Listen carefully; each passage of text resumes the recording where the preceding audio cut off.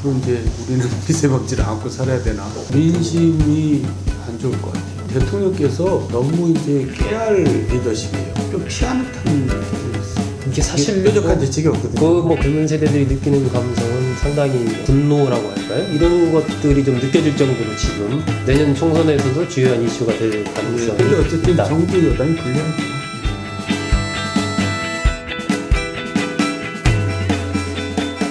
자, 정두원의 시사 끝장 시작합니다. 정두원 전 의원님 모셨습니다. 안녕하세요. 안녕하세요. 네, 잘 지내셨어요? 네, 잘 지내고 있습니다. 시간이 너무 빨리 가는 것 같습니다. 뭐 나이 들수록 그럴 수밖에 없어요. 오늘 저 미세먼지를 뚫고 오셨는데 어떠셨습니까? 네, 앞으로 이제 우리는 미세먼지를 안고 살아야 되나 막막합니다. 이게 그냥 뭐 어느 정도 안 좋은 정도를 넘어서서 굉장히 심각한 좀 사회적인 문제가 될 수 있겠다는 생각이 듭니다. 민심이 안 좋을 것 같아요. 그러게요. 이런 게 계속되면은 이제 정부 여당한테 화살이 다 돌아와가지고 뭘 잘못하고 있는 거 아니냐. 근데 이럴 때 또 엉뚱하게 또 4대강 보를 때려부시고 있으니까 정작 필요한 데는 안 하고 이미 지나간 일에 대해서 신경 쓰고 뭔가 폭발할 조짐이 보이는 것 같아요. 아, 뭔가 좀 그런 부분에서 안타까움이 있다. 네. 그런 말씀이시네요. 오늘 보니까 이게 10대, 20대, 30대가 가장 많이 본 뉴스, 제가 그걸 이렇게 검색해 보니까 많이 본 뉴스 10개 중에 한 4개, 5개 다 미세먼지와 관련된 그런 문제더라고요. 그러니까 이게 환경 문제를 넘어서서 국가적인 문제, 사회적인 문제로 굉장히 이미 떠올랐다 네. 하는 그런 생각이 들어서 앞으로 이게 정치권에서 이런 문제를 어떻게 다루느냐가 또 굉장히 중요한 하나의 이슈가 되겠다 이런 생각을 해봤습니다. 여태까지 뭐였나 그런 생각이 들죠. 그 국회에 계실 때도 뭐 이런 문제가 좀 그때는 미세먼지가 그렇게 그 정도는 아니었나요? 문제가 되지는 않았고요.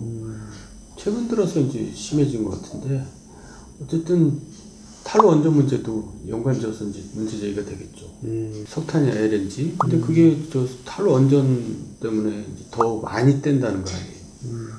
그런데 탈원전이 계속 갈 것이냐 이 문제가 다시 또 이슈가 되겠죠. 결국 정책적인 문제 그리고 이제 위기에 어떻게 그 대응을 하느냐. 예. 지금 같은 경우에 이 미세먼지가 지금 벌써 한 5일째 계속 저감 조치가 내리고 있고 당분간은 뭐 올 봄 계속해서 심각해지지 않을까 싶은데 이럴 때 예를 들면 지금 행정부에 계시다든지 뭐 청와대에 있다라고 가정하면 이런 상황에서 어떤 대응이 가장 좀 필요할까요? 그러니까 이제 대통령께서 너무 이제 깨알 리더십이에요. 그런데 예. 수석보좌관에 열반하면 뭐 여러 가지 얘기들을 쏟아냈는데 사실 그게 다 장관들이 할 일이거든요. 그러니까 장관들이 별로 존재감이 없잖아요. 대통령께서는 이제 그런 건 장관들한테 맡기고 장관들 얘기가 뉴스가 되게 만들고 대통령은 이제 미세먼지라든가 이런 거를 내가 전체적으로 한번 이걸 해결해 보겠다. 뭐 어떻게든지 국민들한테 이걸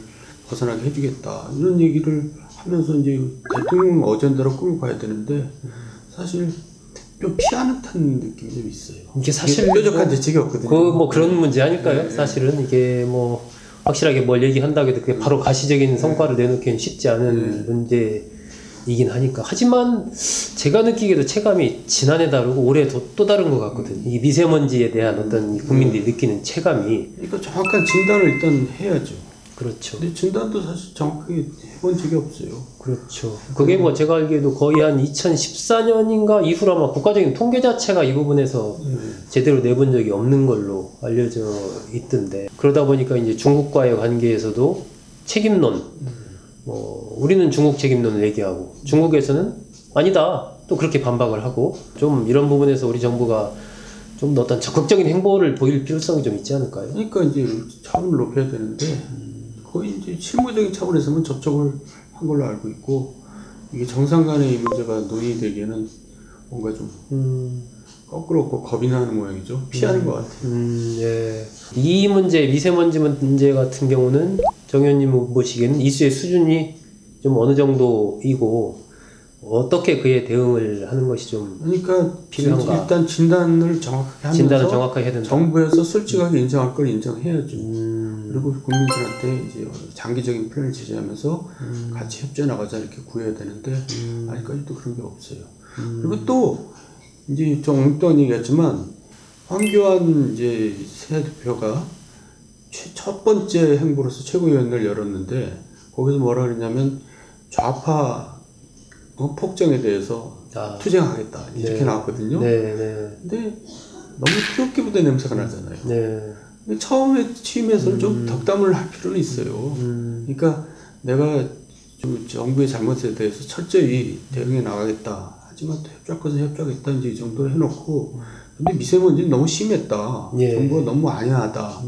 이런 마당에 뭐 만들어놓은 보나 때려부시고 있고 이게 되겠느냐. 예. 이러면 국민들한테 확 다가가죠. 한교안 뭐 하나에 근데 감각이 있네. 갑자기 네. 뭐 그냥 뻔한 얘기예요. 네. 역시 예상했던 얘기가 나오니까 그렇더라고요. 좀 직상한 네. 대응이었죠.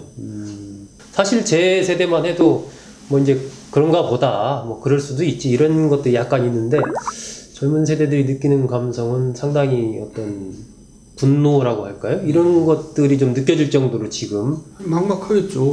우리가 이렇게 계속 살아가야 되나 이런 생각이 들 수. 그러니까요. 서울을 떠나야 되는 거 아니냐 뭐 이런 얘기까지 나오고 있는 상황이기 때문에 어쨌든 내년 총선에 서울을 떠난다고 해결되는 거 아니에요? 떠나서 이제 뭐 나라를 떠나야지. 나라를 떠나야 되는 거죠. 네. 아 그렇죠. 서울만 그런 게 아니라 강원도가 또 그렇더라고요. 조금 그러니까요. 약할 뿐이죠. 정도 차이는 있지만 뭐 전국이 다 그러니까요. 내년 총선에서도 주요한 이슈가 될 가능성이 근데 어쨌든 있다. 정부 여당이 불리하죠. 야당 책임보다도 현재 집권 쪽에 책임이 있는데 또 정부에서는 엉뚱하게 여당에서는 야당 책임론도 들고 나오더라고요. 과거 정권 때 네, 석탄을 많이 뗐다. 아, 그거는 좀 납득이 안 가는 것 같아요. 지금 과거 정권 탓하기에는 이거는 너무 시간이 이제 좀 많이 지나지 않았느냐. 정도가 심하고. 예.